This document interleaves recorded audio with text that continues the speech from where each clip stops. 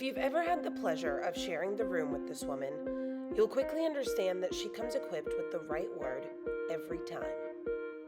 Our paths crossed in Albany, New York on my first day on the job back in March. I was hoping to have more time with her and learn from a seasoned veteran, but she had other plans and she blindsided everyone and said her goodbye to television after 40 years in the business. In the heydays of news, she flew to Israel to cover the world gathering of Holocaust survivors. She reported in Russia on healthcare, and in the States, she covered the Unabomber trials, 9/11, and more healthcare stories than she could possibly count. In preparation for this episode, I was looking for inspiration and the right word. And that word came in the form of Pastor Tim Delina. In one of his sermons, he talks about the man and 1,000 marbles. According to this man's calculations, he had about 1,000 weekends left to live.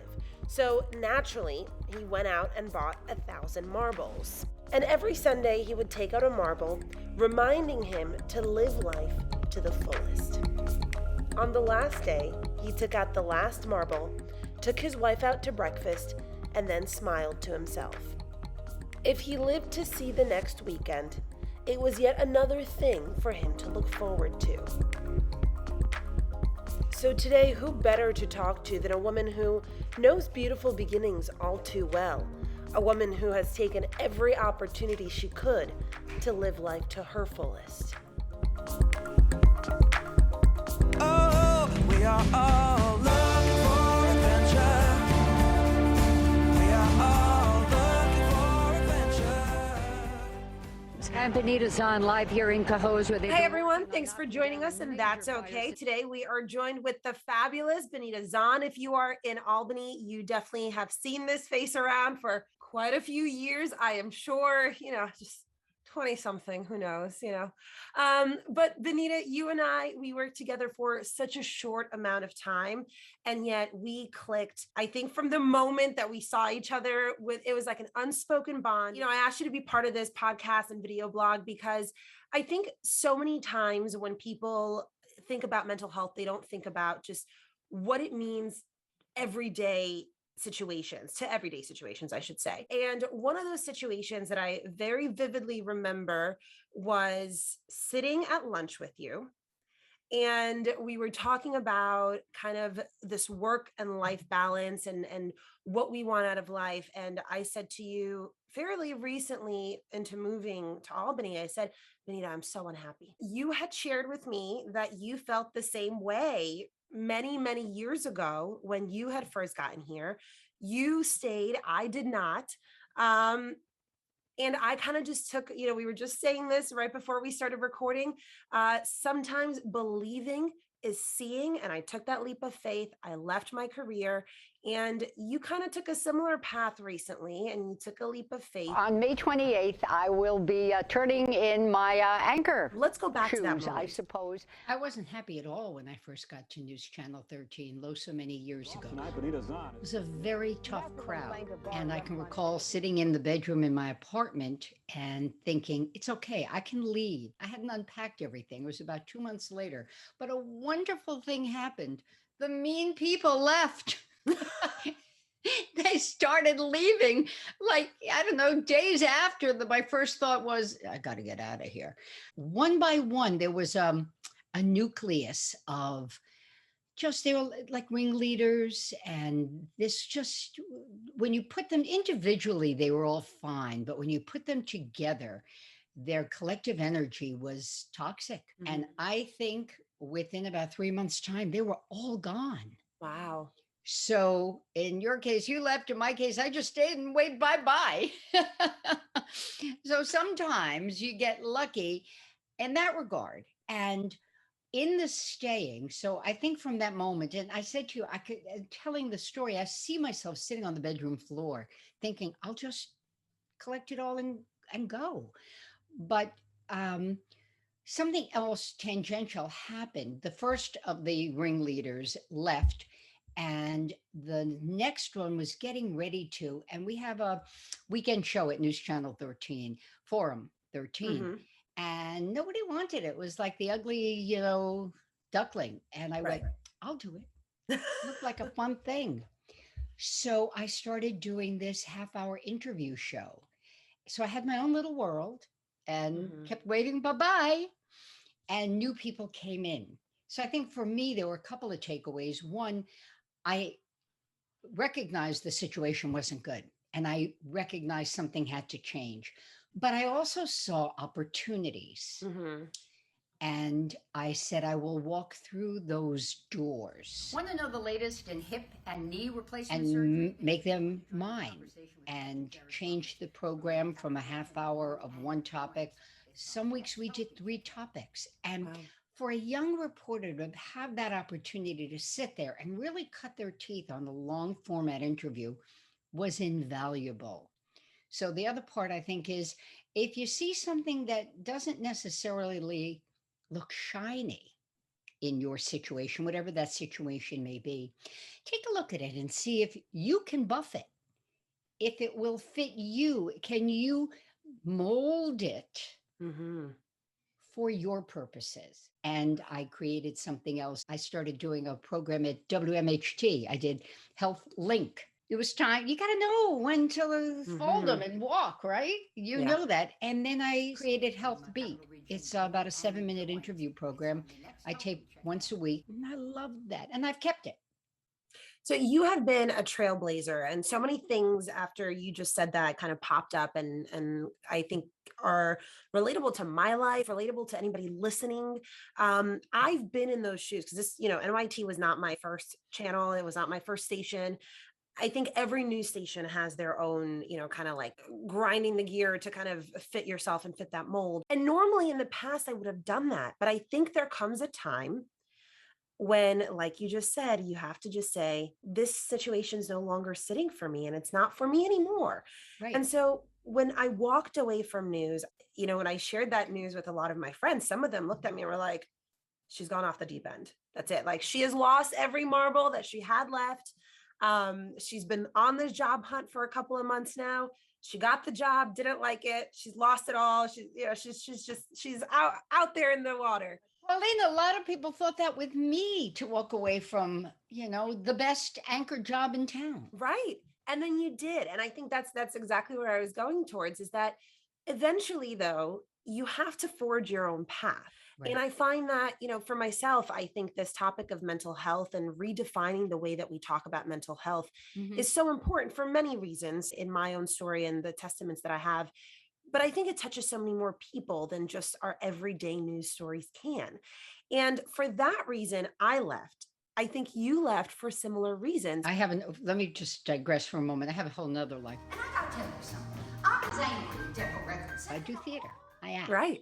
I've directed, and I couldn't do any of that during the pandemic. I did 3 shows virtually. I wrote a piece, but I needed more. Work has never been everything, even though I eat, sleep, and drink it. First thing I read every morning was the latest on COVID. The last thing I read every night is the latest on COVID, and I'm still doing that. I can't help myself. But you've cut off the news in other ways, I know. Yeah. But I had thought about doing coaching. I thought about that 15 years ago and just tucked it away. I got my master's, I got my doctorate in the process, and I had been looking at some schools and looked at it in earnest and really thought it would help me, because every time you learn something, it affects how you report, that. And I just thought it would help me as a reporter. And then I found it to be the means to an ends to better connect with people on a one-on-one. As you well know, and any reporter knows, that much of what we do never makes it on air. Right. It's the conversations we have with people. We act as an ombudsman. I like that. And I love that. And in coaching, getting my hours, I realized that, this is where I belong. To work with people. I don't tell you what to do. For firstborn, it's kind of tough. From one firstborn to another. Right. Yes. That part. Listen, we connected over that. We connected over Brooklyn. There are so many things, but it was that bond that I don't know what it was. I mean, Benita, I just saw you smiled, I smiled, and it the rest is history, honestly. Sure. And so we are. It was that, and the business has changed. And I think we have to be honest when we're bored and say that to ourselves. I think we have to be honest, and the mental health. I think we have to really look at ourselves and say, what floats my boat? Mhm. What do I need to keep me afloat? And I love a new challenge. And it's not that the news isn't, but it wasn't the way it had been. Okay. I changed, it changed. It's not a matter of finger pointing. It was not the same.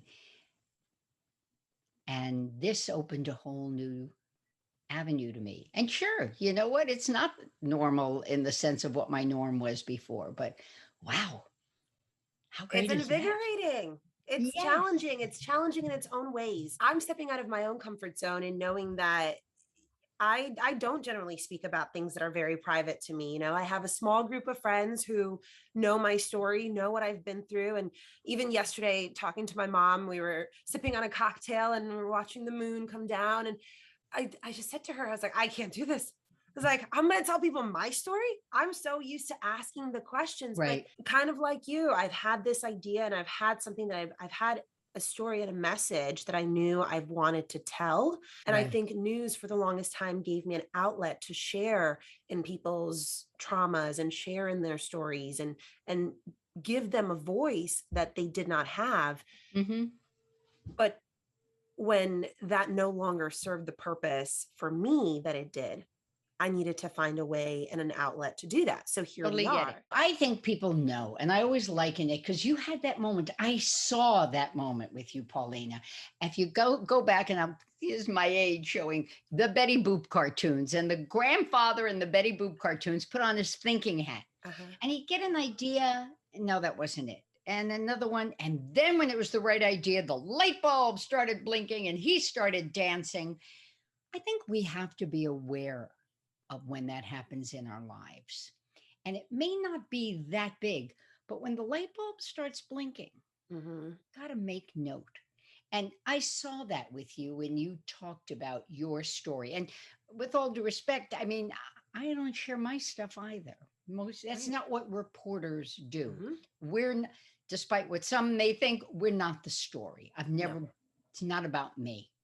Um, but I saw that happen with you. The light bulb, the dancing. So the point being, we have to be alert to that when it happens in our lives. We think it's going to come like from a bolt from the sky. It's not. It comes from within. That's working with people now as a health and wellness coach. What I'm encouraging them, you know, they walk in and they go, yeah, wave your magic wand, fix me, take 50 pounds off me. No, I'm sorry. That's not how it works. We're going to work together. I'm going to coach you Mm-hmm. to find your why, because it's your why, it's not mine. And to look inside and find all the strengths you have that you have been ignoring or you haven't let mature, or somebody has tamped down on you. Mm-hmm. But let's find them and let's give them air. Let Right. them blossom. And that's what you're doing, Paulina. And I think so many people who will be listening to this are kind of at that precipice too of like, what do I do? You know, something is working, but there is that part that is not working. And again, for me, honestly, it was a leap of faith saying, Yeah. I'm going to believe before I see the results of what I want to see. And I believe in myself and the mission that I have on this earth to do. And I'm going to figure out a way to do that. Well said. And I know I'm sure that you had that moment. I think if you've got that idea and first of all, you've got to give it air and water and sunlight. Mm-hmm. And don't jump because you're angry. Don't jump because you want to prove a point. Jump because, and I almost don't even want to use the word jump, move on. Because if you don't, your heart will hurt. Mm-hmm. Move on, because if you don't, you will stagnate and you start to eat, it eats at you. Move on when everything you'd like to accomplish, you feel you've done. And if there's more and there are obstacles, such that you cannot move them, well, then you're not going to be able to move on. And you've got to add these up. Mhm. And you've got to look at your dollars and cents. Where's the money going to come from? Have you saved enough? What are you willing to not spend on Right. until this next thing begins? What else are you willing to do to make money in the interim? I'm asking you to really, just as a coach, really look at yourself Mhm. and know what it is you need. Be honest. What do you need? And then go for it. You know the joke. We talked about it today. The joke about Harry and his 3 rowboats. You know that one? You know? I think so. So Harry's a religious man, and the floods come, and they come to save him. Right. And He they doesn't say, take any of them. and he doesn't take the 3 rowboats. He gets to heaven. He sees God, and God says to him, Harry, what are you doing here? He goes, what am I doing here? I had faith You didn't in you. save me. Right. You have to know your rowboats. You've got to recognize them, and you've got to get in them. And sometimes they take a leap of faith. Many times, I think we are living testaments to that for sure. Oh, yeah. But you know what? If it keeps coming around, that's your rowboat, sister. Get in. Exactly. I think, and so much of that for myself, at least, you asked me that question when we sat there at lunch, and you said, where do you see yourself? And I said, I see myself reporting on a beach. Well, luckily for me, this is remote, right? I can do this anywhere. And so if I end up on a beach and reporting on a beach, that'll still be. That's why you got what that I'm little palm doing. in the back. Listen, exactly. You gotta speak it into existence. Yes, say it again. Say that loud. Repeat it. You do, and you've got to put pen to paper to make it happen. Right. Otherwise, it's like I want to go to Hawaii someday. I'm sorry, but you got to make a plan. You got to buy the tickets. Let's get a little bit more personal, though. Because, Okay. we're a little on the surface with just talking about these life changes that we've had, where we've taken this life step and just kind of took a leap of faith and knew that this was what we were going to do. Has there ever been another time in your life where you felt like you were at a crossroads, or life came at you very hard in a situation that you were not prepared for, and you had to figure out a way to be okay with that situation? Let me preface by saying I'm married to a great guy. Coming up on our 22nd anniversary. Congratulations. Thank you. The first time around, he was not a great guy. Okay. And something transpired, and I had to leave. I knew this was not a point of coming back from. We had a house, we had a dog. I had a life, and but I had to make a choice. I had to make a choice if I was going to continue in such unhappiness or move forward. And I left. I invited him to move out, and he took me up on my invitation. Invited. Yeah. I believe he said he slept with his eyes open that night. But Paulina, I sat for nights figuring out how much money I had and what my expenditures were, trying to figure out how I was going to keep it all together. And that was my problem. I didn't have parents who were going to float me. I didn't have a rich uncle somewhere. And I had a job. Now, if I wasn't happy at work, I had to make sure I found a way to make peace with it. And that was not a road I expected. When you marry for better or worse, and if you give your word is your bond. Right. But at some point you say to the greater power, when is it enough? The greater power let me know. As it always happens somehow. Right. Yes, that rowboat comes a couple of times if you miss the first 2 times. Yeah, get in. So yeah, that was not anything. I don't think anybody gets married thinking, yeah, I'm going to be treated with such lack of respect that it is toxic. Had to go. You had all these other things working against you too. You weren't too happy with the job. You had to make that work. You weren't happy at home, and you weren't happy with him there, but you weren't necessarily happy with him gone either, because you had Oh no, struggles. I was very happy with him gone. Well, Oh, sister. So happy with him gone, but I had other wasn't- challenges. it He had was no other longer a challenges, challenge. correct. He was not the challenge that you were facing any longer. Regardless, it was just kind of a situation of you're kind of battered from all sides, right? There's no safe haven there. How do you find that peace and that moment to say, this situation sucks and that's okay, and I'm going to continue figuring out how to be okay with it? I think for me, it was just that. This situation sucks. And there's got to be something better. Mhm. I believe there's something better. I don't believe this is how we're supposed to be living. I don't. And so you go and you just keep walking. I think the simplest thing is one foot in front of the other. And you've got to look at the alternative. How much of yourself are you willing to kill off? Because that's what happens. We don't stop. We don't let things break us. They do for a moment. We take it in. We stay broken maybe for, a month or two, a couple, however long it takes. But we are strong and adamant in saying, I've been in a happy place before. I know I can get there again, and I'll find a different, better happiness moving forward. I think you've got to believe. Hi, everybody. I And hope you that, have to reach out. You are safe and warm at this There's point. always someone We're tag teaming here. The Hubs is who doing can the snow toss you a blowing. lifeline. I've been- There's always someone who will swim with you. There's always someone who will cheer you. It may be the same person does all of it. It may be a number of people. It's also, Paulina, I think it's about looking for others who are living a life that you are trying to attain. Those folks give off energy and harnessing that, they're willing to share it. If you hang out with the naysayers, you're going down. Right. If you're going through a tough spell, not a job, you've lost your job, your company moved, there's health issues, there's a divorce, you can hang with those who go, oh, isn't that awful? I feel so bad for you. This is the payoff. You must feel terrible.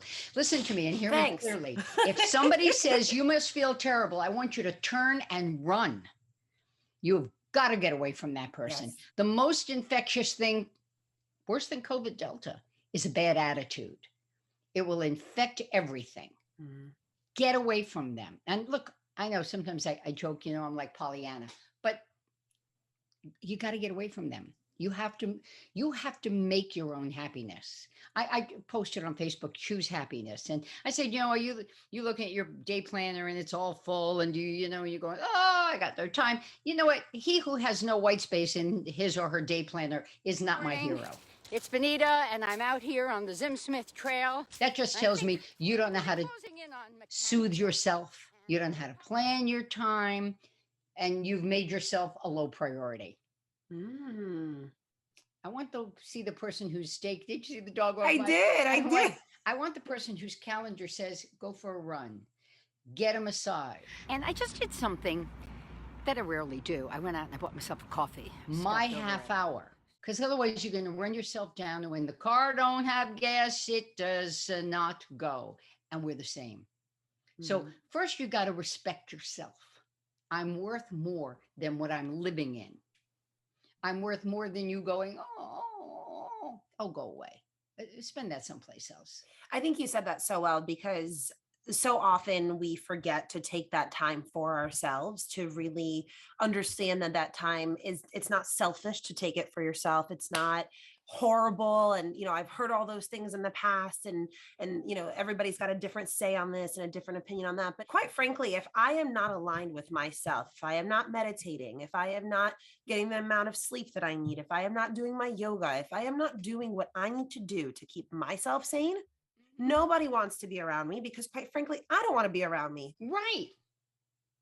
And then you're not moving. You're not going. The car ain't going. It's like that. Come on. That resonates with a lot of people, I'm sure, who will be listening, who are kind of like, oh, I'm driving on empty. I don't have time for this. Etch that time out. Get rid of something. There's Right. always something you can do to get rid of that time, to free up that extra 10 minutes that you need. That Well you don't said. need a long time. Going back to one other thing that you were saying earlier, that I really liked. You said, you posted something about just choose happiness or be happy. For anybody out there who's saying, oh, I try to, but it's hard. How do you choose to be happy all the time? We're not happy all the time, Benita. You're not happy all the time. I sure as hell am not happy all the time. My God, I was just texting you the other day, having a freak out moment. Benita, this person did this. I can't believe it. How? Like, they're so much better in their career. And like, we have those moments. Sure. Honor them. And that's what you said to me. You said, live it, own it, and then move the fuck on. Right. Not exactly. in those words. Well, I may have. that would be my bad word of choice. But, listen, by the way, somebody took me to task for saying choose happy. They said, this person has depression and you can't choose happy. I'm like, look, first of all, I'm not going to argue with them. I hope you're getting treatment. But for the most part, we get the choice. Humans have a negative bias. It probably helped us survive when, back in the days where you're chasing down your meal and you heard a rustle in the grass, and the rustle was something chasing you down for a meal. Now the rustle in the grass is the wind on a nice night, but we still immediately think, ooh, am I prey? So we all have, it's called negativity bias. Also, bad stuff, for whatever reason, it's like Velcro, it sticks. And the good stuff, we're like Teflon, whoosh, so you got to be aware of all that. So choosing happy means being cognizant of the negative bias. When somebody says something nice, open your heart and take it in and savor it. And when somebody says something snotty and it's going to stick, shake it off. Look at it. Is it honest? Is it something I need to learn from? But if they're just being, awful, shake it off, throw it back at them, whatever, bury it. So that's part of choosing happy. I like that because I think, again, this is a podcast about mental health and about all the different facets of mental health, because we're so often just think that, mental health means depression or suicide or, a mental disorder. But really, every single person at some point is going to struggle mentally for one reason or another. And so if you are in a rut or you are in a moment of funk or depression that, can pass or whatnot, there are ways, like you said, to just try. And it takes time, Benita. I think that's the thing that people don't realize. It's not, hey, I'm going to wake up today and I'm going to be happy. No, it's literally physically picking and choosing your thoughts and saying that thought was negative. Let me back it up. I don't know, negate it by saying something positive or and I'm so glad you said that. Research shows you can't hold both two thoughts in your head, good and the bad, at the same time. So if you're being flooded with negative thoughts, you've got to bring in the sunshine. Again, this sounds Pollyanna. You can't hold two. Clinical depression is a whole nother smoke. Correct. And that needs professional help. It may mean medication. And this is something that people may deal with and battle for years. And they would love nothing more than to say, I'm going to smile and it'll be all fine. It won't. This is a diagnosed illness. I think we're talking more about a case of the blues. A case of life happening. Yeah. Or even that. Just life will throw things at you that, many times you're not prepared for. Those negative thoughts that do come in and you're like, oh my God, just every day, you're piling that on and piling that on. Start piling on some positive thoughts with that. For every 3 that you have negative, try 4 positive ones. Right. But it really is a conscious effort. Yes. Yes, it is. And it doesn't mean that you wasted your time feeling blue. That's another thing. People go, well, if I go to the light, that means I wasted all the time. No, you didn't. No, you learned something, hopefully. Right. We were so black and white. It's either or. But it is, your point's so well taken, Paulina. It's work and it's new muscle memory. If you get out of the car and your tote bag or your briefcase opens and spills everything out, first thing someone's going to say more likely is, oh, you are so stupid. We talk to ourselves so poorly. Rather than go, okay, let's go pick it all up because clearly I The top wasn't on tight, whatever. It happened. It happens. Sometimes it just happens. It's not good or bad. It happened, but it's not you. And I say, really, would you be friends with somebody who talked to you like that? Probably not. Right. So if every day you're an idiot, you're a fool, I wouldn't want to be friends with that person. One of the things that comes to mind is that conversation again that we had just recently had where I, kind of texting you, had this moment where insecurity took over, ego took over. And one of those things that you had said to me, other than, just kind of deal with it, was to own it. And I think many people think that, oh my gosh, if that pops up, or if my ego shows, or I don't know, my jealousy comes out, or that negative trait that you hold pops out, then it's like all the work that you've done has been negated. But that's not true. It's your moment of truth.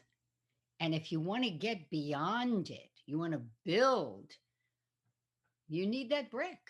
You need that step. That's why. Can't get fixed if you don't own it. The white knight ain't not coming. We've been sold a bill of goods. I would say to women in particular, women will talk about their bodies in a negative way. And I say, grease it up, and show it. Enjoy it. Right. It's yours. It's the same, because until you love it, until you understand it and you respect it and you recognize it. Same thing with the bad moment. You can't get past it. You can't build on it. You can't love it. And your moments of, got you here.